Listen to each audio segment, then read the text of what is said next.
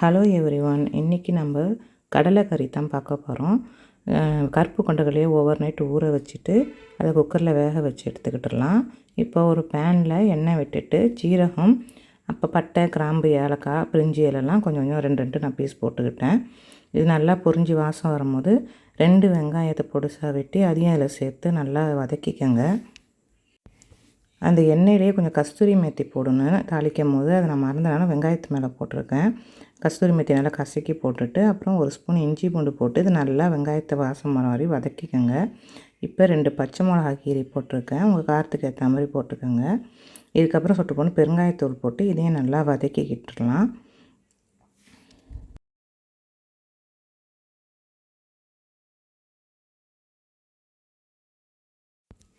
இப்போ இது நல்லா வதங்கிருச்சு. இப்போ இதில் வந்து மஞ்சள்தூள் ஒரு 1/2 ஸ்பூன், மிளகாய்த்தூள் காரத்துக்கு ஏற்ற மாதிரி போட்டுக்கோங்க. ஒரு 1/2 ஸ்பூன் கரம் மசாலா, அப்புறம் வந்து மல்லித்தூள் 1 ஸ்பூனும், நான் வந்து சாட் மசாலா ஒரு 1/2 ஸ்பூன் சேர்த்துருக்கேன். கொஞ்சம் தேவைக்கேற்ப உப்பு போட்டு இதையும் நல்லா வதக்கி விட்டுருங்க.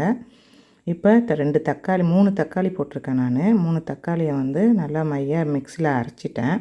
ஒன்று திப்பி திப்பியாக கிடந்தாலும் வர நல்லாயிருக்கும். இதை நல்லா போட்டு வதக்கிடுங்க. இப்போ எண்ணெய் பிரிஞ்சு வந்துருச்சு. இந்த நேரத்தில் நம்ம வேக வச்ச கடலையை வந்து போட்டுடலாம். கொஞ்சோன்னு ஒரு கடலை மட்டும் வச்சுக்கிட்டு மீதி எல்லாத்தையும் வந்து இதில் போட்டுருங்க.